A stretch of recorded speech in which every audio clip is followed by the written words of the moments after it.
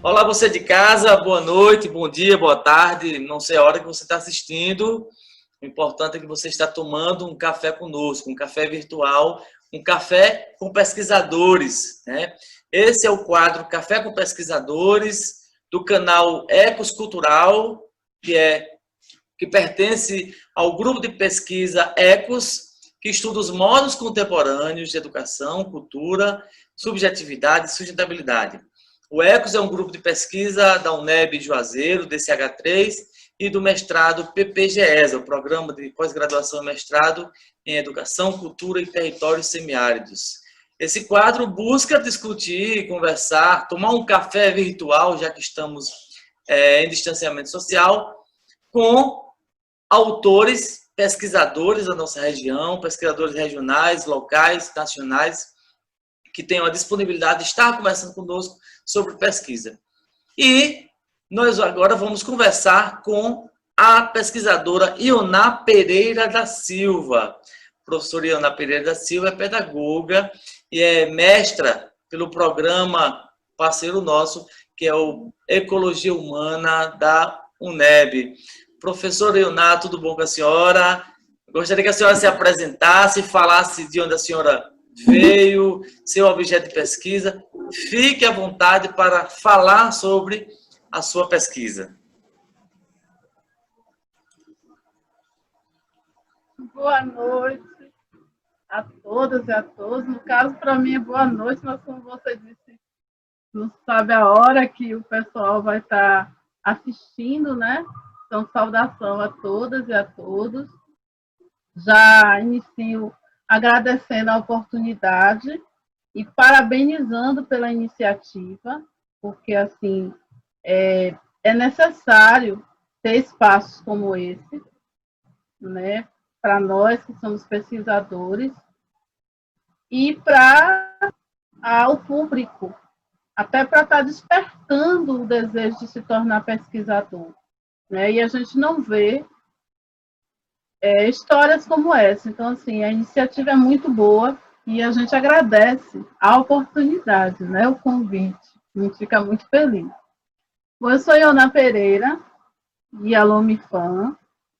Eu sou Macota aqui de Di, pertenço ao Nzocongo, o Pomo Talengunzo, aqui de Juazeiro, Bahia. E tenho feito ao longo da minha trajetória de vida, quando eu comecei a me entender como pesquisadora, isso aí já vai quase toda a minha vida, porque desde criança que eu sou uma criança, fui uma criança curiosa, né? Sempre muito curiosa. E a pesquisa foi permeando a minha vida a partir de então, né? Então aí lá vai, eu tenho 49 anos hoje. E aí desses 49 anos, eu me lembro de que a partir dos 5 anos mesmo, né? Eu fui alfabetizada muito cedo. Eu aprendi com 4 anos e meio já lia, né, fluentemente, e lia realmente, né, não só via letras, decifrava códigos. Eu tive uma formadora muito boa, que foi minha bisavó. Então, desde os meus porquês, da fase dos meus porquês para lá, eu não parei mais de perguntar e de querer respostas. Em um determinado momento da minha história aí, eu comecei a entender que era importante a gente estar fortalecendo as questões negras, né? Eu sou neta de pescador, eu sou bisneta de mãe de santo. A minha bisavó, ela não tinha um terreiro propriamente dito, mas ela recebia uma cigana, ela botava a mesa e eu tinha muita curiosidade de ver, mas infelizmente pelo racismo religioso já naquela época, né, da minha família, eles nunca me deixavam estar no momento onde ela estava com a cigana. Mas eu passei a minha infância toda com ela, um pouquinho da minha adolescência, e ela era a figura das plantas, da cura, dos conselhos, era uma artesã, o richelieu, que é uma tradição do povo de terreiro nas roupas, ela fazia o richelieu, então eu acompanhei ela fazendo a renda de vivos. Então, assim, eu bebi dessa fonte, né? Para você ter uma ideia, eu fui alfabetizada com as poesias de Castro Alves. Eu lembro do livro, da capa preta, de eu abrindo o livro e lendo o Navio Negreiro para ela, que ela gostava muito de poesias. Então, ela foi assim, a minha alfabetizadora em todos os sentidos. Esse sentido também foi que me levou para as questões raciais e eu fui crescendo e bebendo nisso, né? E durante toda a minha trajetória de vida tem sido nessa vertente, né? Na vertente das questões negras. E aí a gente foi para, né, para a graduação, não podia ser diferente, né? Eu entrei na graduação, eu tinha o quê? Eu tinha acabado de dar minha obrigação no terreiro. Eu tinha acabado de fazer a minha iniciação. Eu entrei para fazer pedagogia. E aí você imagine que eu fui para a primeira aula toda montada, com tregum, com as contas, toda de branco, porque eu estava na obrigação, e sentei bem na frente. E o primeiro professor que entrou para dar aula era um pastor. E ele olhava para mim e eu percebia que ele estava querendo saber, né, quem era. E ele fazia de todas as histórias ali meio sem graça de perguntar e tal. Em algum momento ele deu uma respirada e quis saber as religiosidades que estavam ali. E eu olhei para ele e disse, eu sou candomblessista com muito orgulho, sou liderança aqui no município. E foi tão bom o papo, a construção, que hoje a gente é amigo, né? Eu me tornei amiga da família toda dele, né? A gente criou um laço. E na minha graduação eu já entendi que ali eu tinha um papel que eu não estava ali sozinha, né? Eu estava ali, eu era privilegiada, né, por estar naquele espaço, porque nem todo mundo do povo de terreiro consegue chegar à universidade. E aí eu entendia que eu precisava, que os meus trabalhos eles precisavam dar voz ao povo de terreiro. Então, desde a graduação, as especializações e agora o mestrado, toda a minha pesquisa ela é voltada para as questões relacionadas ao povo de terreiro. Mas deixa você falar, porque eu falo demais. Não, eu só quero duas questões primeiro aqui, para o nosso público leigo. Qual o significado da palavra Ielomifã? O que é a sua representação no terreiro? Né? Essa é a pergunta 1. E a segunda você colocou bem interessante aí, que foi o fato da sua chegada à universidade, né? A universidade brasileira, ela ainda é uma universidade europocêntrica demais, ela é uma universidade branca, né? E, de repente, chega na universidade uma estudante oriunda dos terreiros, né? Então, foi interessante a tua fala, porque na sua época, eu creio que há 20 anos atrás, provavelmente, 15, 20 anos atrás, era muito mais difícil chegar à universidade do que nos dias de hoje, né? Apesar de todos os trâmites, apesar de tudo, nós temos algumas evoluções e algumas conquistas, que essas conquistas, elas precisam ser asseguradas cada vez mais, e uma delas é a entrada na universidade, né? A universidade tem, com as ações afirmativas, tem conseguido trazer para dentro de si o plural, que é a ideia da universidade, né? A ideia de trazer pessoas diferentes, com pensares e olhares diferentes, para pensar a universidade, para pensar a educação, para pensar o trabalho, para pensar a produção tecnológica do Brasil. E isso é o que faz a universidade ser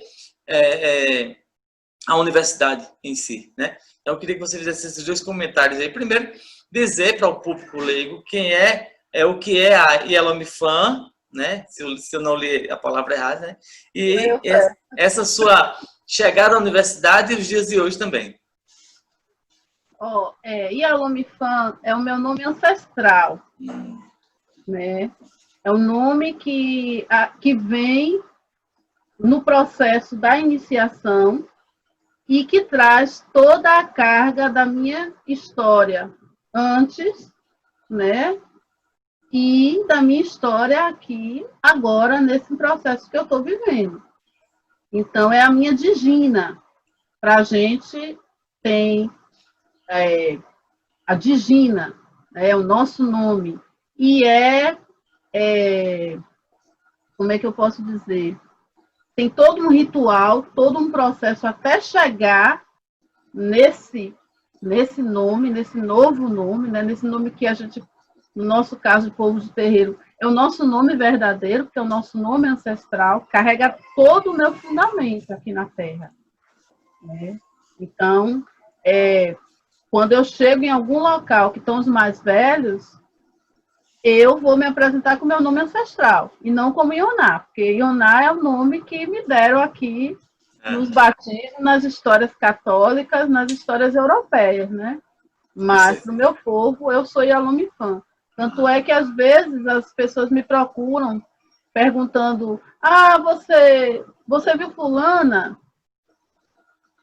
Aí eu digo: sim. Como é que é a digina dela?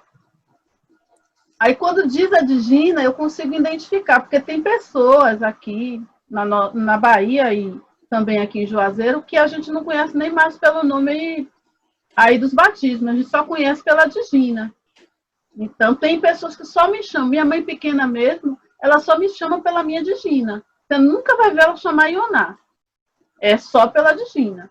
Então, dentro do terreiro a gente tem essas coisas. No terreiro do meu pai, o pessoal me chama pela digina e por macota. Meu pai mesmo, ele fala comigo, macota. Macota isso, macota aquilo, macota aquilo outro. Então, são as nossas, né, os nossos reencontros com a nossa ancestralidade. Então, o nome está por aí. E a questão da universidade, diga. Não, que é muito bom e esclarecedor demais, porque aí nós já começamos a trazer essa conexão. Quem é Ioná Pereira e por que a pesquisa dela é importante, né? E por que nós estamos tomando café virtual aqui, né? Muito bom café virtual. Porque nós saímos do contexto daquela questão do anonimato, né? Porque as religiões de matriz africana, elas sempre estiveram no anonimato, né? Juazeiro é um exemplo clássico disso, né? As igrejas protestantes e católicas estão no centro e as religiões de matriz africana estão mais ao interior. Claro que tem um contexto de estar mais próximo das matas, dos rios, que isso também tem algo a ver com a própria religião em si, porém, a dicotomia, ela é visível, né? A visibilidade é muito visível, né? Então, é importante demais. É por isso que a sua pesquisa é importante estar aqui e estarmos conversando sobre isso. E aí, eu queria que você falasse um pouco sobre essa entrada na universidade, né? Você já teve esse impacto, e esse impacto seu foi quando, né? Não foi ontem, foi alguns dias atrás. Então, quando foi isso? E esse olhar para os dias de hoje? Eu entrei na universidade há 11 anos, 10 anos atrás. Vai fazer 10 anos atrás, né? E, assim, o fato de entrar 10 anos atrás também vem do processo de exclusão do negro em nosso país. Porque eu sou de Salvador, né? E durante muitos anos eu trabalhei, meu primeiro emprego, assim, lá para, acho que 20, 21 anos por aí, mais ou menos isso, de idade, no caso, eu trabalhei passando todo dia pela porta da UFBA e da UNEB.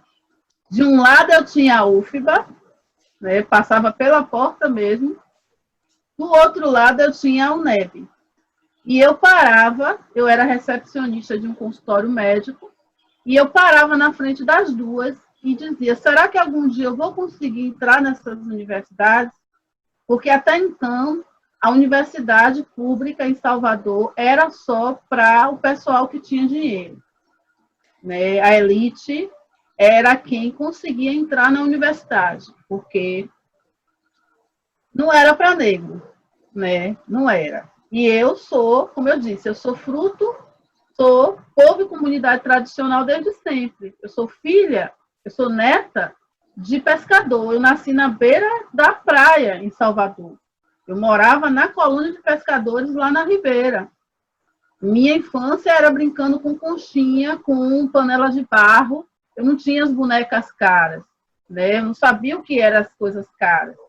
Eu estudei em escola pública a minha vida toda. E aí, depois de tantos anos de sonho e de trabalho, de estudo, e de tempo, né? É que a gente consegue entrar na universidade aos 40, 41 anos de idade, né? Eu entrei como bolsista. A minha graduação, minha primeira graduação, eu fui bolsista. Eu fui para uma escola particular, porque a pessoa que me acolheu lá, a pessoa que estava coordenando, ela ainda não era, hoje ela já é de terreiro, mas na época ela estava começando. E quando eu falando da vontade ela disse, eu vou lhe dar uma bolsa e você vai fazer sua graduação toda, porque pode se preparar que você vai fazer sua graduação toda bolsista na universidade, você vai se graduar. E eu me graduei, assim, como bolsista numa escola pública, né? numa faculdade particular, desculpe, numa faculdade particular. Depois da graduação na faculdade particular, aí, em 2016, eu ouvi falar de uma especialização que a UFBA ia abrir, que era Estado e Direito dos Povos e Comunidades Tradicionais. E eu disse, rapaz, nem que seja a pé, se for em Salvador, mas eu vou de Juazeiro a pé, mas essa especialização eu vou fazer, porque meu povo precisa que eu me especialize nisso. E aí, quando veio a oportunidade, né, tinha toda uma seleção cheia de histórias, histórias, histórias, e quando eu consegui entrar para a UFBA, logo em seguida abriu a seleção para o mestrado em Ecologia Humana e Gestão Socioambiental. E o Juraci já tinha, né, o professor Juraci, logo lá no começo da Ecologia Humana aí no curso, o Juraci falava muito da ecologia humana. Eu conheço o Juraci de uns tempos. E aí ele dizia, tem que ter, você de terreiro tem que estar aqui dentro. Um dia eu ainda disse a ele, eu vi, abri o edital, um dos primeiros editais, eu olhei, eu disse, Juraci, eu não sei falar inglês, rapaz, como é que eu vou entrar nisso? Meu idioma é outro. Aí ele, você vai conseguir, né? Vamos pensando, vamos construindo.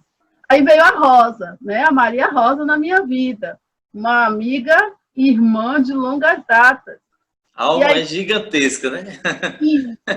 E aí ela ficava nessa história, não, você é uma líder, você tem que estar num espaço como esse. Aí primeiro a gente pensava no PPG, né? no PPGESA. A gente pensava nesse porque eu sou pedagoga, né? Então a gente pensava. Depois, aí a gente começou a repensar as histórias e ver que a minha pesquisa tinha mais a ver com a ecologia humana mesmo.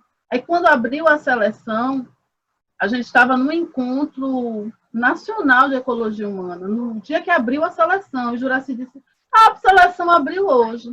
Aí Rosa começou a, massificar na minha cabeça, vai fazer a seleção. Eu, mulher, não vou passar, Maria Rosa. Mulher, não vai fazer sim. Preparei a documentação, vamos construir. E a gente foi construindo. E você vê como é cruel o que o racismo faz com a gente. Que mesmo você tendo uma formação legal, né, mesmo você sendo uma pessoa que lê muito, que a leitura ajuda muito a gente nesses processos, mas o racismo é tão cruel que ele faz você se sentir pequeno e incapaz. Incapaz. E para mim, a cada dia de prova, a cada etapa da seleção, quando eu saía da seleção, eu mandava mensagem para a Rosa dizendo: Rosa, perdi. Mulher, desiste, porque no dia da prova de inglês mesmo, eu saí arrasada. Eu disse: meu Deus, não foi.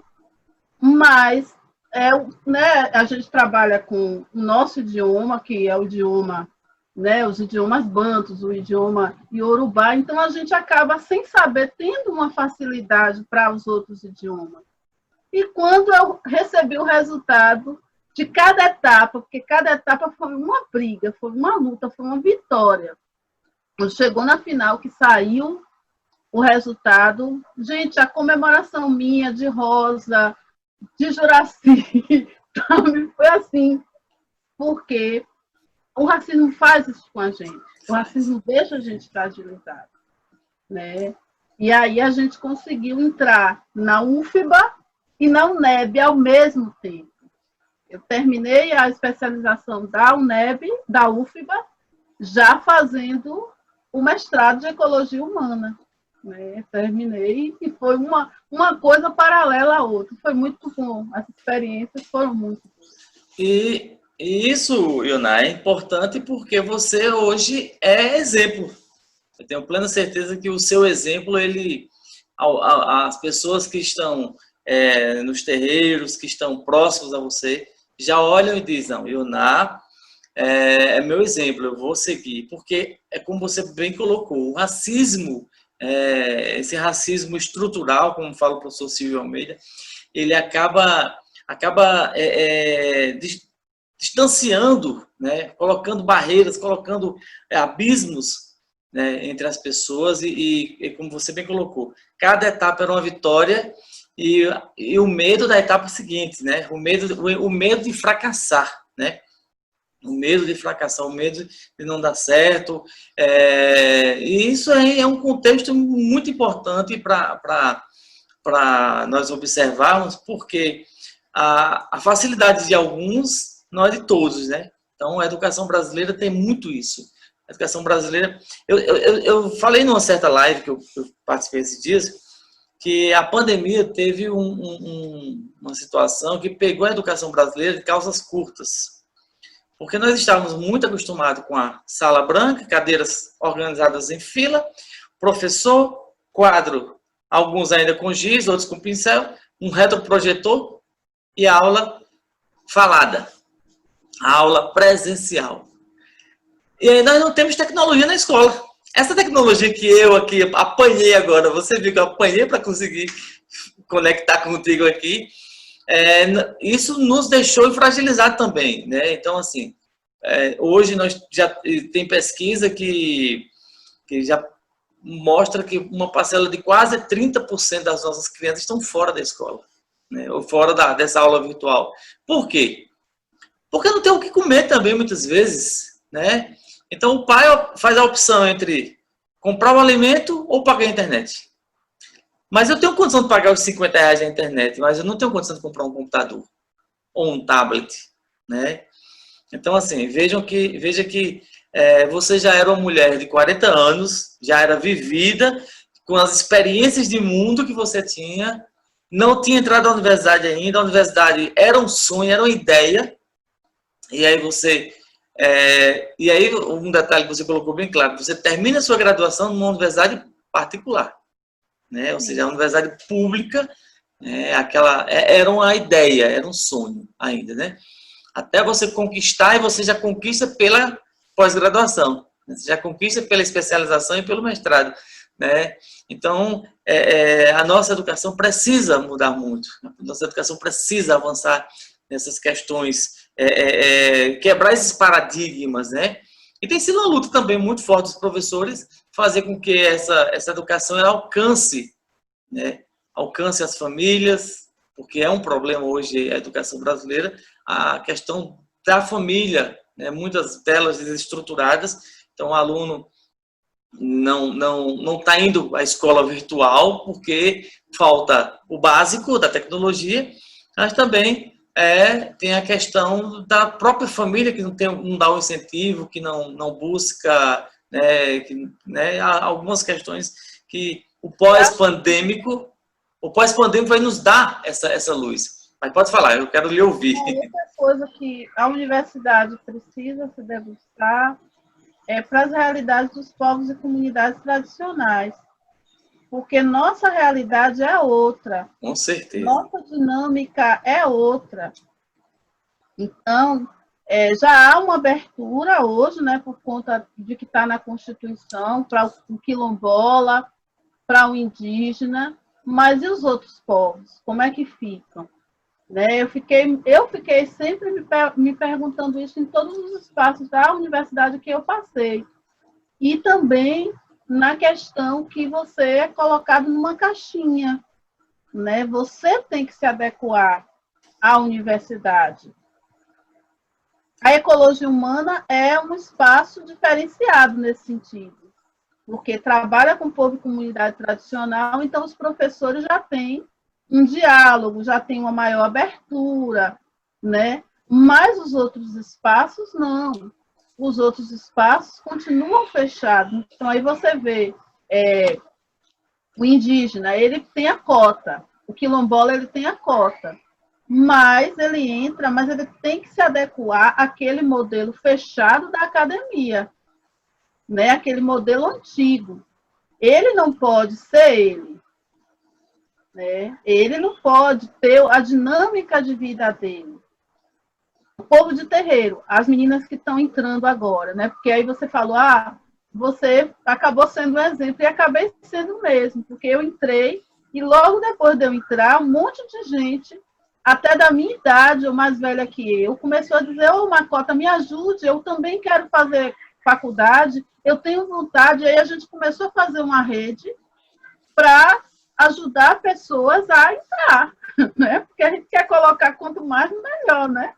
Mas você entra e você tem que se adequar ao que está lá, né? Eles não entendem que você tem uma pessoa de terreiro, ela tem uma outra dinâmica dentro do terreiro, ela tem obrigações, ela tem coisas que ela não pode comer, ela tem dias que ela tem que estar de branco, ela não pode estar com fardamento da universidade, né? Então, essas coisas são nossos detalhes que a universidade ela precisa ser universal, como é universidade. Né? O nome tá para você achar que cabe todo mundo, mas que todo mundo é esse? Então, esse é um outro passo, um outro desafio que precisa ser olhado. E a universidade, ela, que é esse universo de ideias, né, que cabe todo mundo, como você bem colocou, ela também precisa se abrir ao novo, né? Ela precisa também...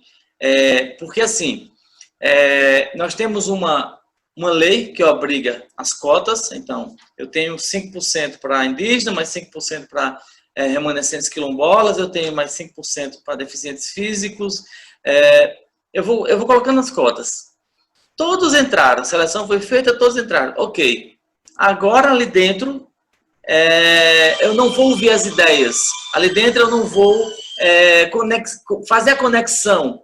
Então, aquela pessoa que é quilombola, ela agora precisa se adequar ao tipo de ensino que é colocado. Então, quando eu não ouço, quando eu não trabalho o diferente, eu simplesmente... né, faço só metade do processo. A metade do processo é feita, né, que é a entrada. Mas o caminhar dentro, né? Então, como é que eu vou devolver para a minha comunidade, para o meu povo tradicional, aquele conhecimento, se aquele conhecimento ele tem algumas fragilidades, né? Então, isso é uma questão importante que você traz aqui para a nossa pesquisa, para a nossa conversa, perdão. E aí eu quero que você me coloque uma coisa que é interessante aqui. Nós tivemos, em algum tempo, aqui na nossa região, várias denúncias de terreiros, né, que foram apedrejados, né, inclusive denúncias de intolerância religiosa, né, que é mais uma questão que atrapalha muito, né, essa questão da assunção das pessoas daquilo que elas são, né, porque as pessoas ainda ficam com medo de sair à rua com a sua vestimenta, muitos, né, ainda tem alguns receios, né? Pelo menos as pessoas que eu converso, alguns têm receio de ir para determinados espaços, né? Tipo um shopping center, por exemplo, o centro da cidade, e ser confundido, né? Então, eu quero que você fale um pouco sobre essa intolerância religiosa, essa intolerância, esse racismo mesmo que é colocado dentro da nossa sociedade, e quais as ações, né, que são necessárias para que nós possamos vencer, né? As vitórias têm acontecido, mas é necessário mais luta, né? Então, quais são esse olhar para esse contexto? Menino, a intolerância religiosa, o racismo religioso é um mal que cada dia mais se alastra em nosso país. Infelizmente, né? A gente está num momento no auge, eu diria no auge desse processo maldito que, né, assola o país, que está enraizado no gene do brasileiro, falando no nosso país, né, desde o processo da colonização. Ele continua aí, porque em pleno século XXI, com tanta tecnologia, com tanto acesso fácil à informação, com tanta propaganda, com tanto diálogo, mas a gente ainda esbarra com pessoas que fazem falas depreciativas, que fazem postagens em cima das falas que a gente faz, né? Que tiram, que denunciam e tiram uma adolescente de 12 anos de dentro de um espaço religioso com sua mãe do lado, né? E dizem que estava lá sendo maltratada, que estava sendo abusada. E aí você tem o Estado colaborando com isso, porque o Estado tem que ser neutro, né? O Estado é laico pela Constituição, mas a gente sabe até onde vai esse laico, infelizmente, né? E nós, de povo de terreiro, somos as maiores vítimas nesse sentido. Você ouve postagens como foi ontem ou foi anteontem, num grupo de Facebook que eu participo, e tinha lá foto de uma pessoa famosa aí, e a irmã dela se converteu a uma tendência, né, a uma denominação cristã. E aí as pessoas lá diziam, graças a Deus, essa mulher, ela era de terreiro, e ela saiu e agora ela é evangélica. E aí o pessoal, graças a Deus, porque Deus é mais, porque Jesus é... Eu li, eu disse, tudo que está dizendo aqui é intolerância religiosa, é racismo religioso. Eu, que faço parte do grupo, eu posso denunciar todo esse povo aqui, né? Porque não tinha que ter comentário nenhum. E ela saiu e foi para outro, foi porque nesse momento ela está precisando do outro, não tem problema nenhum, sabe? Não tem problema nenhum. O que a gente não pode é fazer esses tipos de comentário. Então, assim, o que é que a gente pode fazer? Eu digo hoje que é se impor cada vez mais e ocupar os espaços, sabe? É importante a gente estar nesses espaços. É importante eu estar no mestrado, porque no mestrado eu trabalhei só com a questão do meu povo. E foi muito importante a troca com meus colegas, porque eu tive colegas que, num primeiro momento, foram preconceituosos comigo, com a minha pesquisa também, que não entendiam o que é que eu estava fazendo ali. Mas eu permaneci e mostrei por A mais B o porquê que eu estava ali, o porquê era importante eu estar ali, né? Então, assim, é necessário ocupar todos os espaços. E é necessário ocupar com qualidade, que aí é que está, né? Por isso a gente hoje tem uma preocupação muito grande com a nossa juventude de terreiro. A gente está focando todos os espaços, todas as instituições, muito na formação desse jovem de terreiro, para que esse jovem de terreiro ele realmente se assuma e vá para os espaços e diga, ó, eu estou aqui, mas eu sou de terreiro, e aí? Ah, você está me discriminando, então eu vou para a delegacia dizer que eu fui discriminado. E paciência, porque é um direito meu não ser discriminado, não ser respeitado. Então, esses são os caminhos que a gente está fazendo, né? A depredação que houve aqui em Juazeiro, o terreiro que foi depredado, que foi o terreiro de Mãe Adelaide, que fica bem próximo aqui da minha casa, que é uma pessoa de mais de 40 anos de santo, mais de 40 anos na comunidade, né, uma senhora. Hoje quem assume a casa é a filha dela, que é a Cleide. E, assim, só parou porque todos os grupos foram para cima, né? Chamou polícia, chamou batalhão, chamou todas as instâncias e todo mundo cercou de proteção o terreiro. E aí a gente acredita que o pessoal viu que ela não estava sozinha, que ela não está, que o povo do terreiro não está mais só, e aí eles pararam. Mas se não tivesse sido assim, só Deus sabe o que tinha acontecido, né? Infelizmente, na maldade da cabeça dessas figuras doentes. Ilna,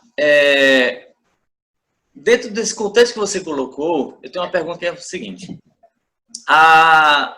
Você chega à universidade para um mestrado com uma ideia de discutir as pesquisas a partir de dentro do terreiro, dos terreiros, dos povos de terreiro. E aí a minha pergunta para você é o seguinte, é uma provocação. Como foi que a universidade lhe recepcionou? Eu faço essa pergunta porque você citou dois colegas nossos, o professor Juraci, que é uma alma gigantesca, Rosa, que é uma flor, que é um encanto de pessoa, né? É uma pessoa que eu tenho maior estima, mas eles dois e você não formam a universidade, né? A universidade né? A seleção ela é ampla, então eu quero saber como foi que a sua pesquisa chegou. Você já começou deu uma pitada aqui, né? Mas eu queria que você nos contasse como é que a universidade recepcionou a sua ideia de pesquisa, né? E se você teve que, como é que se diz, quebrar paradigmas para estar, né, para concluir a sua pesquisa, para fazer a sua pesquisa. Se houve alguma resistência e como foi que isso aconteceu. É uma provocação para que você fale. Assim, eu fui privilegiada no mestrado por estar na ecologia humana, né, por estar no PPGECO. E o PPGECO, a ecologia humana, o foco da pesquisa dela tem sido os povos e comunidades tradicionais. Então, eu já encontrei uma cama, né, preparada por parte dos professores, dos professores que nos acompanharam durante o mestrado, né, que deram as disciplinas. Também fui privilegiada porque o meu orientador, que é o professor Carlos Alberto, é a figura, né? Eu disse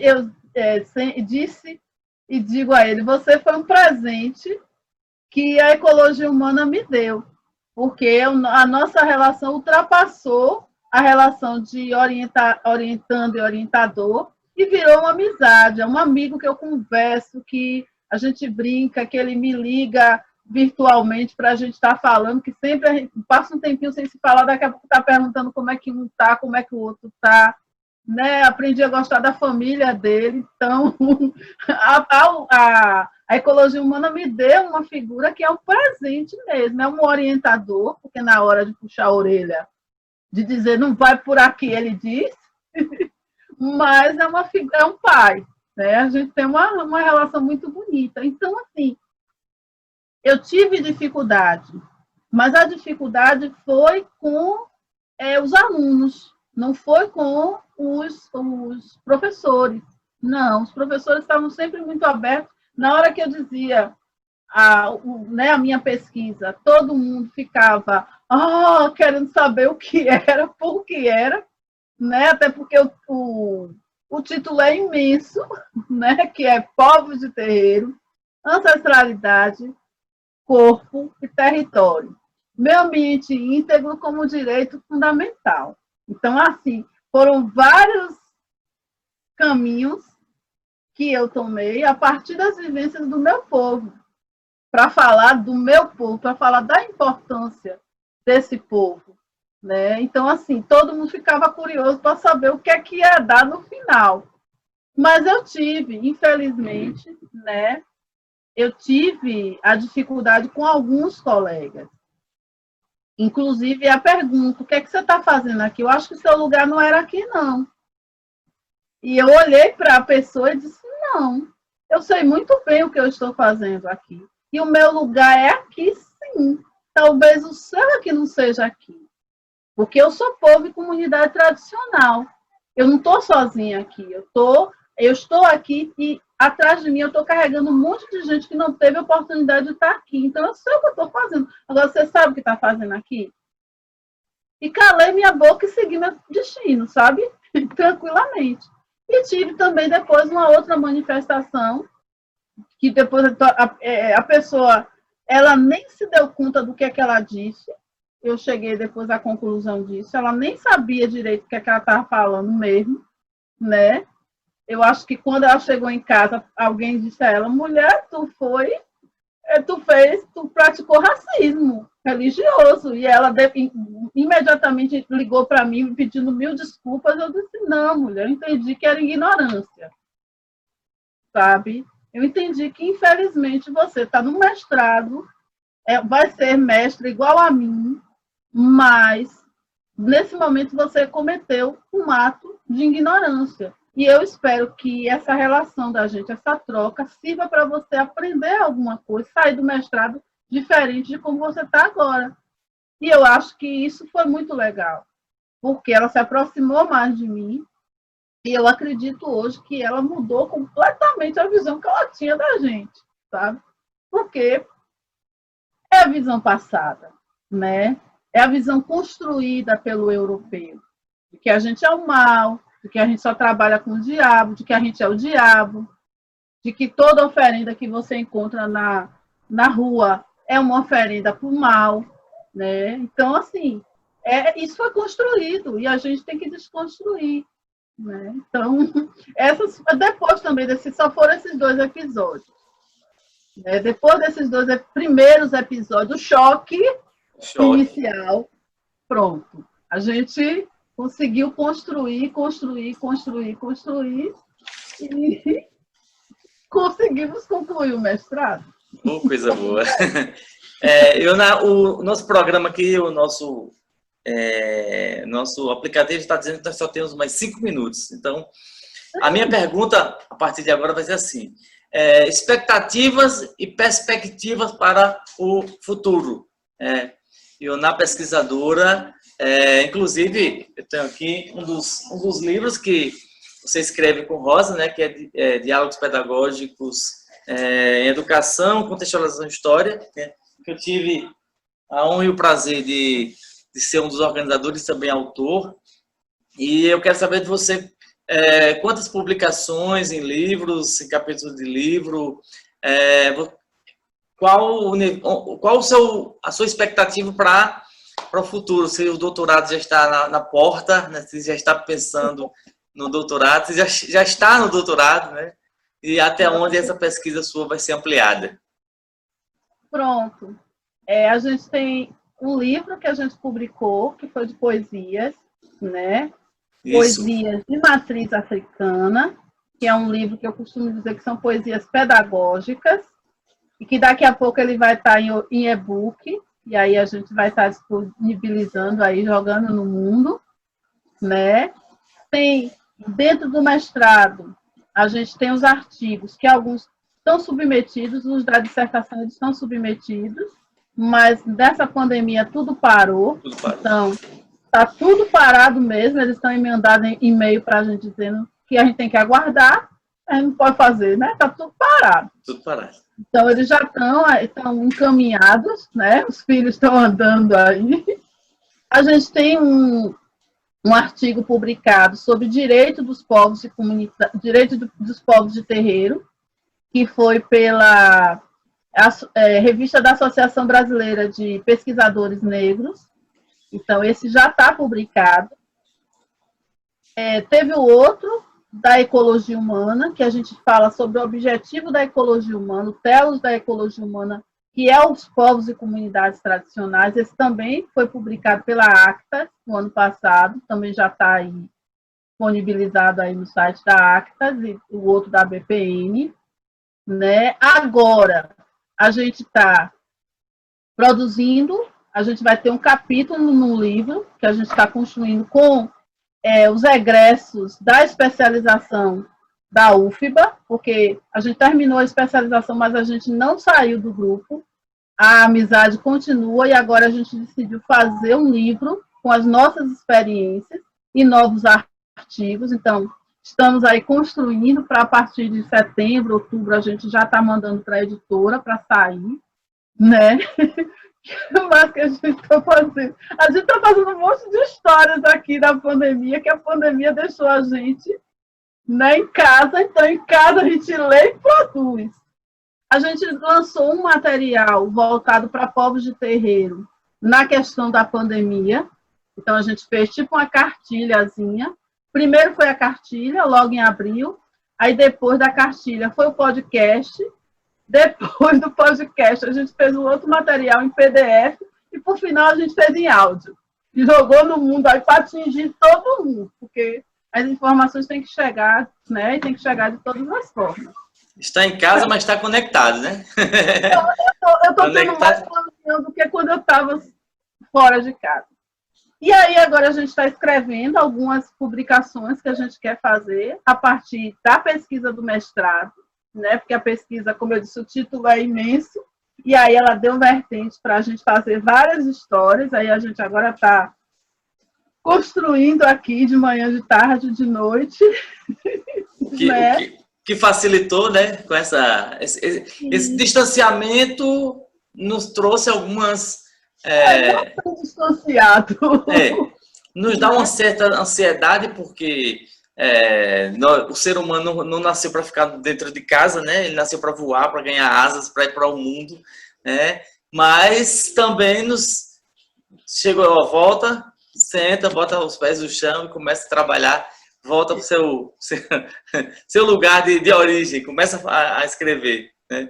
Aí a gente está, uma coisa prática que a gente está fazendo, a gente agora é fundadora e coordenadora de um instituto, né?